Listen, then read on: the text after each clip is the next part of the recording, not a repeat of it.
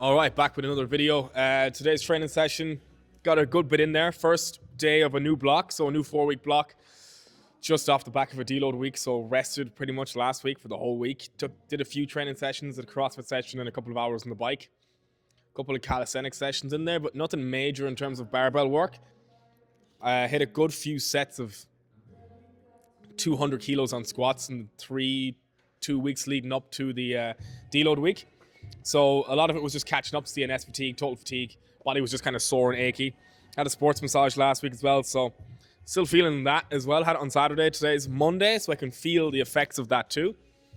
Today's, because it's the first session of the new block, we're not going to push the weights crazy. Get the body moving again, see what we can move. Got a couple of questions to answer as well, so I'll get to that in the video too. Super easy warm-up here, just a general warm-up before we get into our cleans or into our jerks. Just some deep tier work, deep tier plyos, and then just warming up that front rack, and then we're basically just straight into it.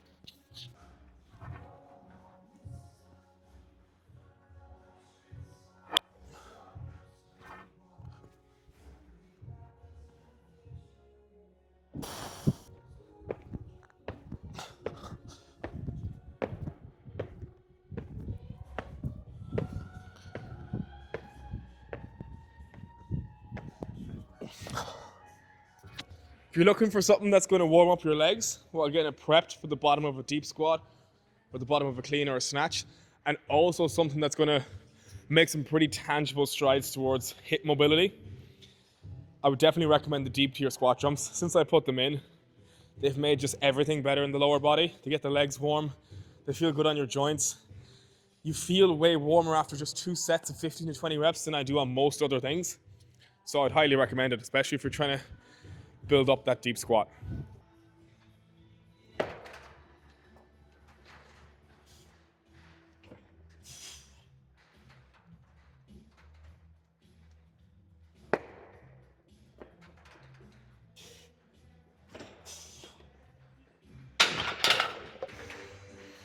I think it's 4 or 5 sets of 2 on jerks, split jerks. I don't know if I'll go much heavier than that, might go from 80 to 90. We'll see how it goes. Don't have to go too heavy today. Just gonna set the tone for the block. My split jerk is definitely a weak point for me in terms of positioning, especially on that back foot. I'll look back in those videos and see how it looked, but it felt pretty good. So another couple of sets, and then we got to move on to our clean complex. So another couple of questions from the Q&A the questions I didn't get to last time. First question: have you always wanted to be a coach? I don't know if I've always wanted to be a coach, but I've wanted to be a coach for quite a long time. My friend Steve brought me to the gym when I was 14, and ever since then I haven't really stopped. So you could probably say since I was about 14 I wanted to be a coach. I'm 29 now, so it's quite a long time. I've been lucky enough that it worked out. It was all pretty seamless, and I get to do what I enjoy doing for a living. 99% of the time it doesn't feel like work at all. I remember when I first got paid for my very first client, I was kind of thinking, I'm getting paid for this? Shit, man, I'd fucking do it for free. But nah, it's pretty good. It's pretty good.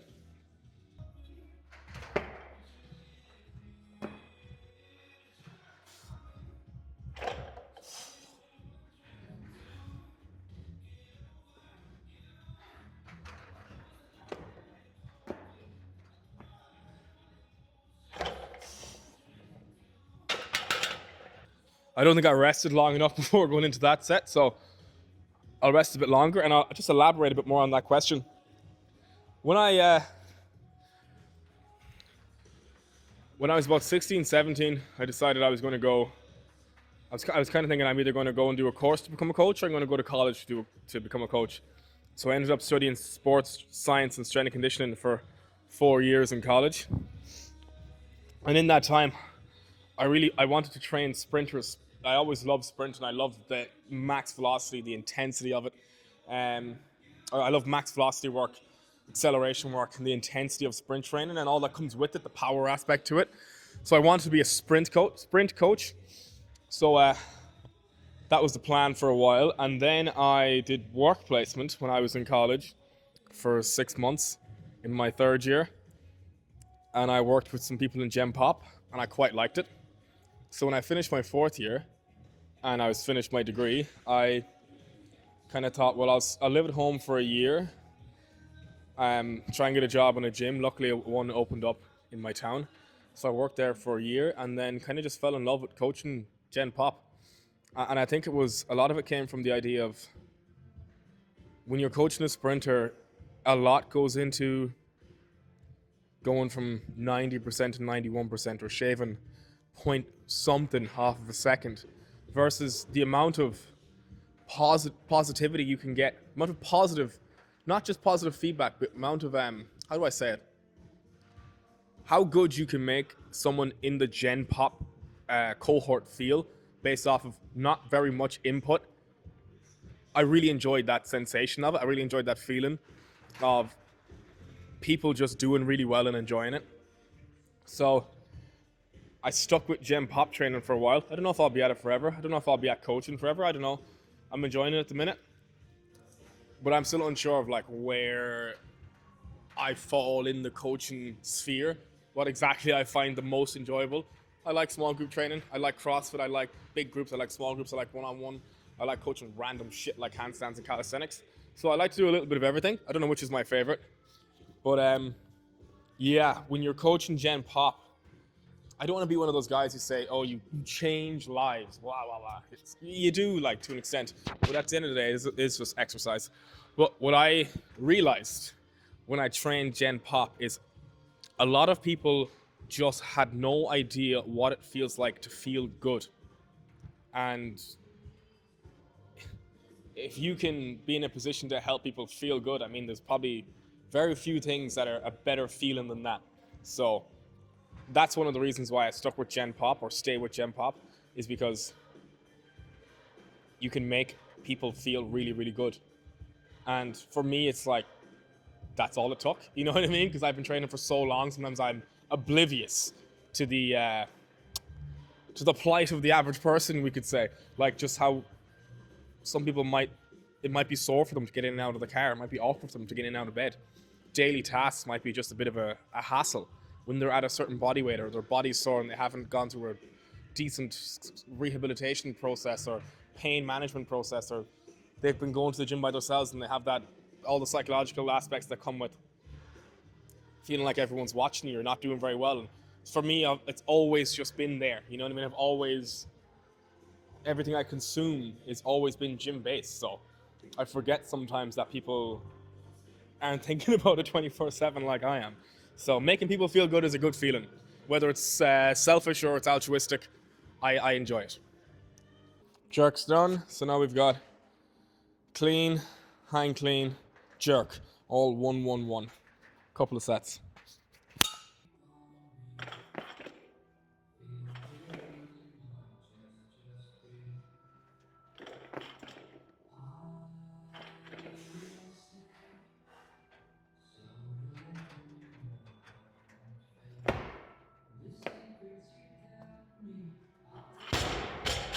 Alright, definitely not the best jerk I've ever done. Alright, next up. Do a day in the life video. Maybe. Sometimes I do like sporadic full day of eating videos on my Instagram stories. I haven't done one in a few months, so I might do one again. I always find it really interesting how people find the insight into your life a lot more captivating than like the exercise advice that I put out. Anytime I post the day in the life videos, or their pictures, anytime I post the full day of eating pictures on my story, they get way more engagement, way more likes, way more reactions than most of the heavy lifting that I'm doing. Like I might get one, like a heavy squat every now and again, or deadlift that will get a big reaction, but nothing seems to get as much of a reaction as what goes on behind the scenes, I suppose, in your life, or the food you're eating. So people are very interested in your food. So if you're struggling with your social media, just tell people what you're eating. And then probably last question for today. What was your first job? My first job was, honestly, my first paid job that was like proper on the books, taxes and all that crack, was like working in lifestyle sports. So just a sports shop, selling sports clothes and shoes and all that kind of stuff. I grew up on a farm, so we've always kind of done some form of manual labor. I've worked with my dad before, who's a carpenter. Cut grass, trimmed hedges, trimming, gardening, all that stuff in the summer. I used to do to make money. Painting, just general, I suppose, general menial labor stuff I've done as well. And then, yeah, worked in lifestyle sports, sports shop, and then went to college and I've been pretty much been coaching ever since. So, not many jobs. Well, a good few jobs, but not big variety in the jobs. Okay, I'm going to get this next set for the gram. So, vertical camera, you know the drill.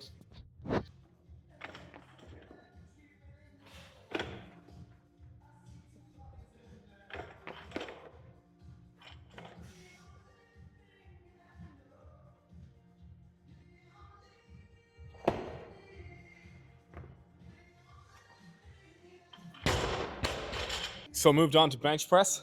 It's a top set and then back offs. Top set is a set of 3, and then back offs will be 6 to 8. I'm going to do 1 top set and 2 back offs. Not going to push too heavy today. I don't feel great. Last week I had a really bad week of sleep. I think I averaged about 5 hours every night, bar the weekend. Just various things, and then just bad sleep, bad habit. But I had decent sleep last night, but a little bit of I wouldn't say food poisoning, but food yesterday that very much disrupted my stomach. So I can feel it a little bit today, still. Could feel it a lot this morning. It's a lot better now. But I'm just going to cap my top set at 105. 100 felt a bit, so I'm going to go 105 for 3. And then I might go 85 for my 6 to 8 reps. Probably do 6 reps on my back off sets. I have one more question that I was asked. A question that I got recently in a work group chat. It wasn't from the Instagram Q&A, but it just popped into my head and I think it'd be worth sharing on this video. So we'll get in, hit this top set for 3, and then we'll get into the last question.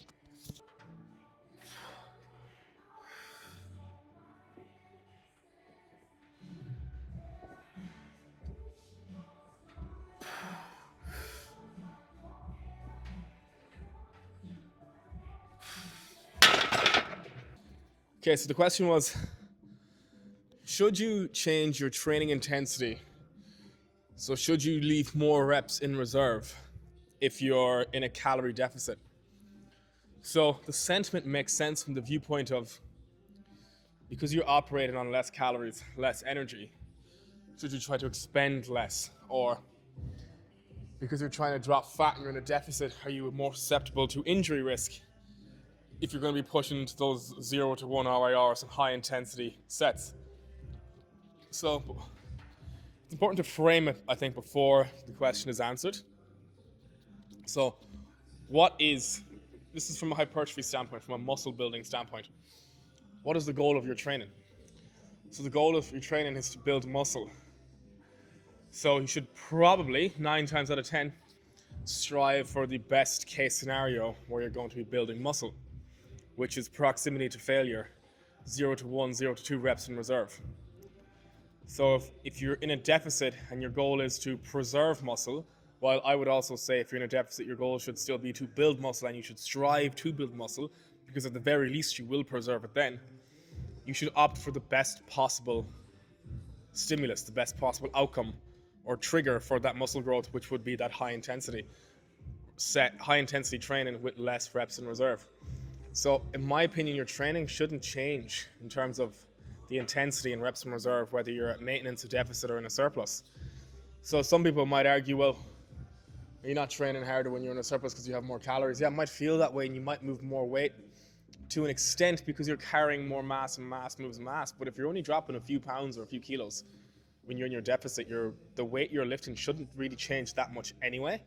Because if the goal is to build muscle and the trigger point for building muscle is reps in reserve, proximity to failure, the high intensity sets, then you should be striving for that outcome irrespective of what the calorie intake is. I think people think they're going to lose more strength than they are, or at least more strength than they should when they drop into a deficit. You probably shouldn't be losing that much strength, and you shouldn't be losing that much muscle either.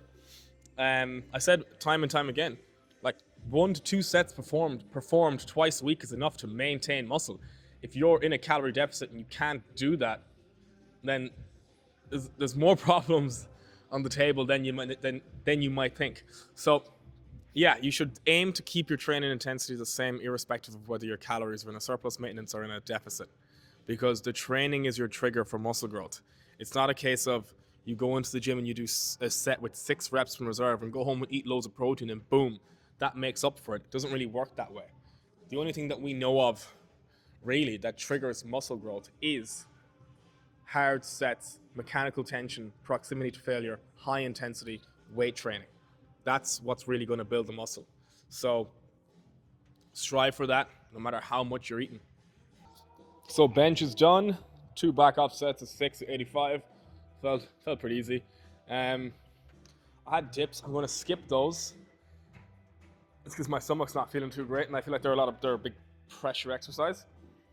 Pendlay rows are back in the workout, back in the program. I fucking love them, especially deficit, just gripping, ripping, yanking it fast and hard.